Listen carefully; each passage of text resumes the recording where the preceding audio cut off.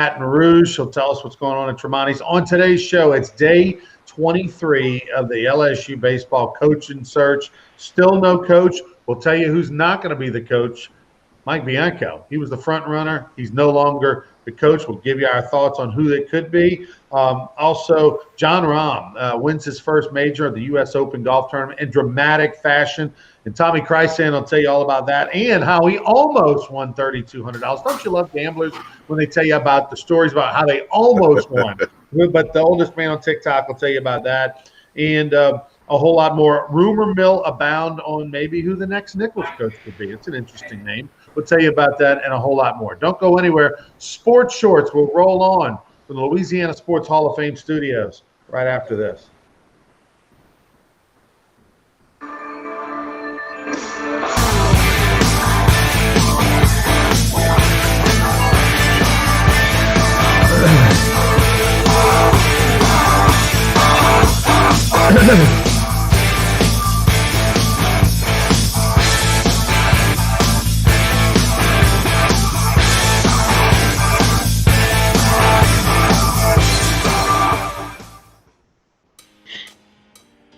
Every great story starts with the rush of thrilling gaming action. Handcrafted flavors, eager to please. Getaways for some well-deserved me time. And rewards worth bragging about. If it's a story worth telling, it starts at La Berge Baton Rouge. What's your story?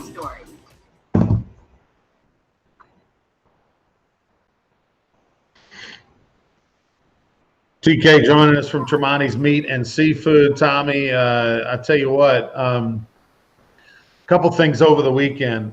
SEC goes 2-1 in College World Series. How about Tennessee gets shut out? I mean, unbelievable. Mississippi State sets a new strikeout record as a staff in an amazing performance. And Vanderbilt wins in dramatic fashion. They were down 3-0, came back, won the game in 12 innings. And so the SEC with a good representation. Good games. Something to watch.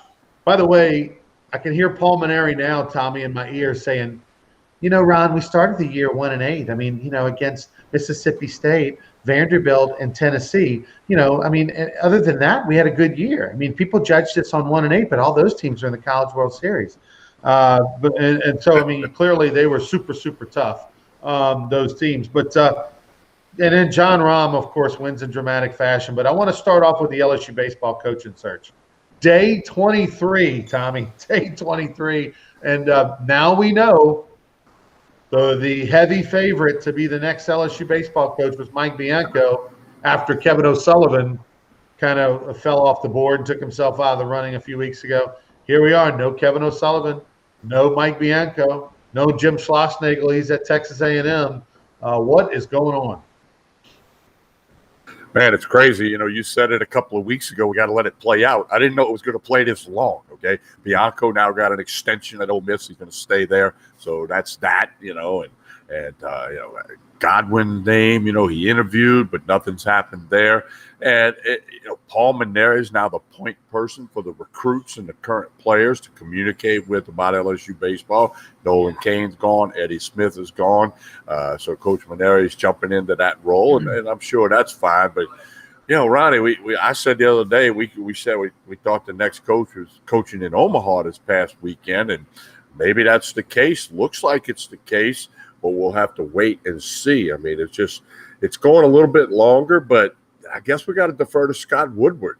He's got a plan. He's got people he wants or thinks he wants. And, of course, whoever he offers the job to got to accept it. They got to say, yeah, I want to do that.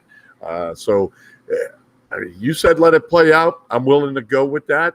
I just hope that it happens soon for the sake of the recruits, the current LSU players, and then, of course, the LSU fans are very curious. All right, so let's tell you a little bit about Brian O'Connor because his name is starting to buzz around. He is the Virginia coach who was who won a national championships, been to Omaha a number of times. He's also a guy who is a Paul Maneri disciple in the sense that he coached with Paul Maneri for a while at Virginia. Those two are extremely close. Paul Mainieri has talked about Brian O'Connor, hates playing against him because he feels like he's family, like a son to him. He's in his 18th season as the head coach of the Cavaliers. Clearly, they went on the road. They won the regional on the road. And his name has started to emerge as a candidate. Where you see here, which is interesting, is that you basically passed up a Skip Bertman tree in Mike Bianco to go for the Paul Mainieri tree and Brian O'Connor. That in itself at LSU is interesting. You passed on Mike Bianco, who everybody that was an alumni, whether it was a Paul Mainieri alumni or a Skip Bertman alumni, would have bought into. Skip Bertman pushed hard for Mike Bianco. You said, no, I know better than you guys, and went in a different direction. If it's not Brian O'Connor, if it's Brian O'Connor, it makes sense when you say Paul Mainieri is the point person for the LSU baseball team right now. If Paul Mainieri didn't think it was Brian O'Connor, you think he'd still be the point person for the LSU baseball team? I guess technically he's on the payroll. Well, here's the thing. Paul Mainieri's on the payroll for a couple more years because he's getting paid all, getting bought out type of thing, and he's got a duties within the LSU athletic department. If it's not Brian O'Connor and they say, hey, coach, we want you to hold the rope for the rest of the team until the new coach comes, then maybe it's, okay. Yeah, all right. If it's Brian O'Connor, he's going to really hold the rope, because that's his guy. I mean, Paul Mainieri would love for Brian O'Connor to be the next head coach at LSU. That's his guy. So maybe he knows something we don't, Tommy. I would think not, because I don't think he's involved with the process with Scott Woodward. And I think when Nolan Cain took the job, some players probably maybe reached out to Woodward or the liaison in the athletic department, what's that guy's name, and said, hey, who do we talk to? What do we do? And they said, hey, Coach Mainieri, you're still on a payroll. You got to answer some questions for these guys and be the point person, which is what happened. I don't think Scott Woodward is involving Paul Mainieri in the coach's search. Now, that's my opinion. I got no inside scoop. I got no reason to say that other than I don't think he would do that. I mean, Scott Woodward's got a proven track record, as we've said many times. And, now, did he have a private conversation? Perhaps, but I don't think it's a out in the open thing that, hey, Paul, who should I call? Paul, what should I do? What about this guy? What about that guy?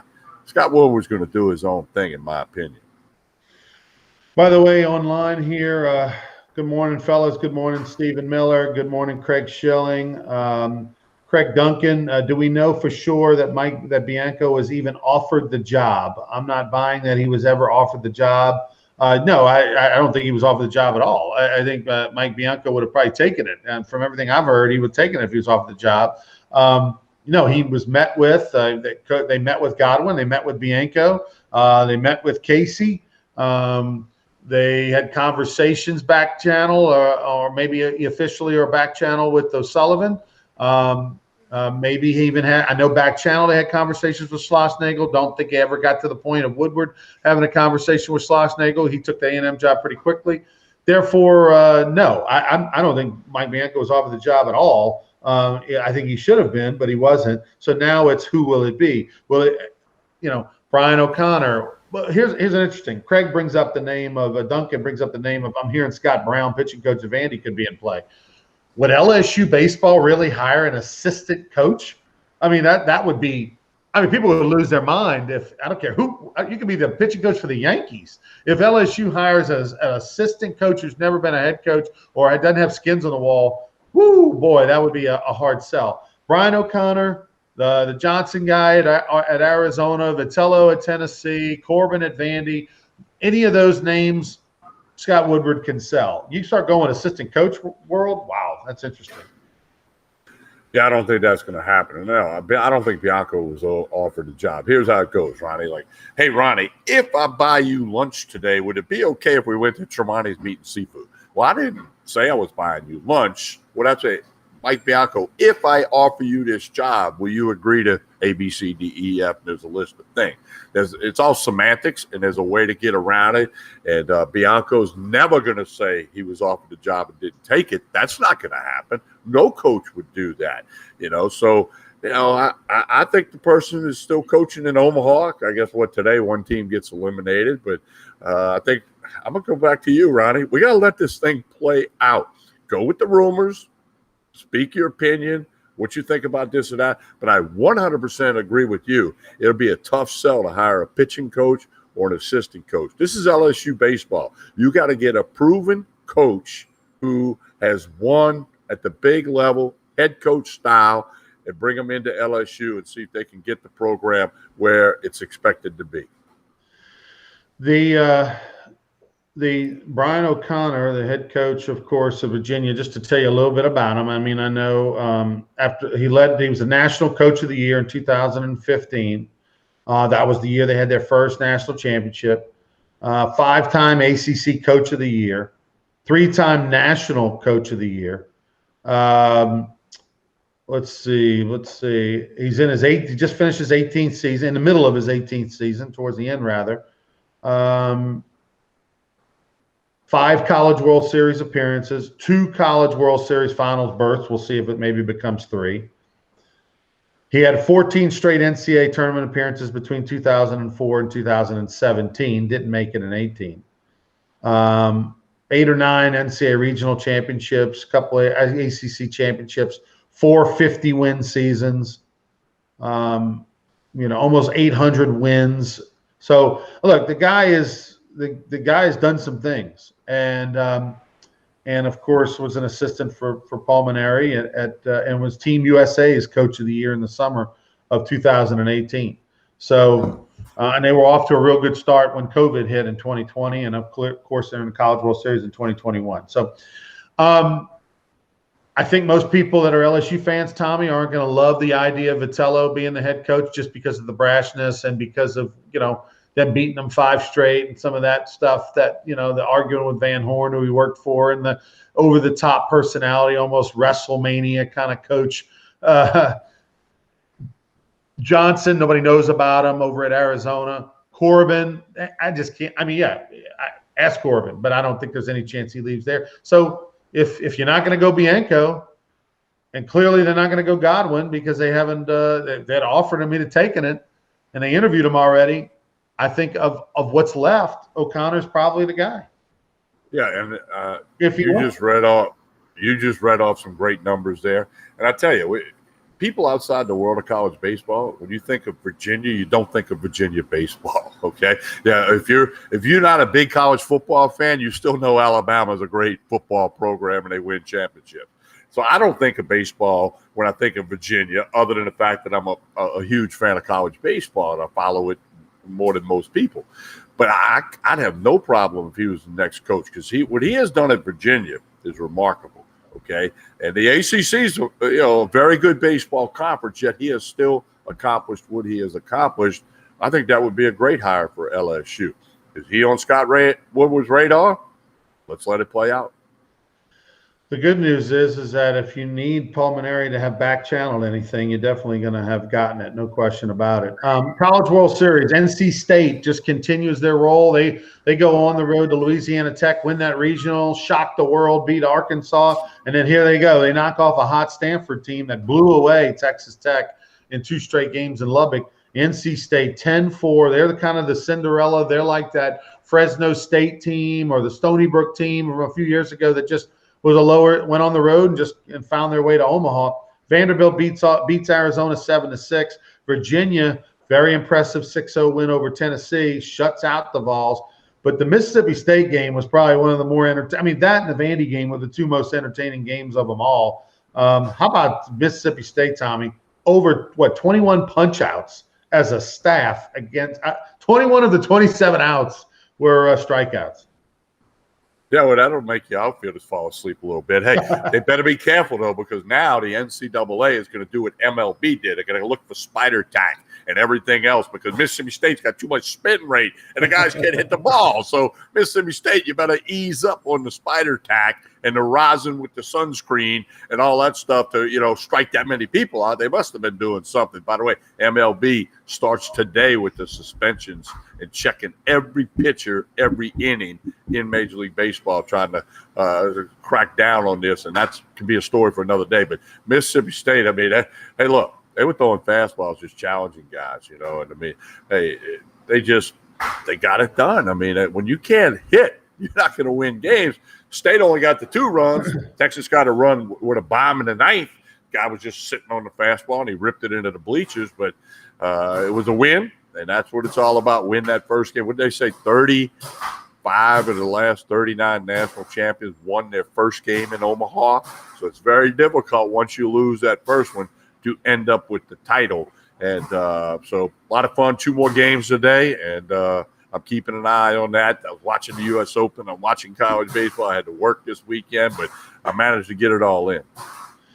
The Will Bednar, the starter for Mississippi State, he went 6 innings, only gave up 1 hit, only walked 1 guy in those 6 innings, struck out 15. And what's unbelievable, Tommy, is he wasn't very good last week in the Super Regional against Notre Dame. He actually didn't look good at all. Got knocked out, I believe, in the 3rd inning.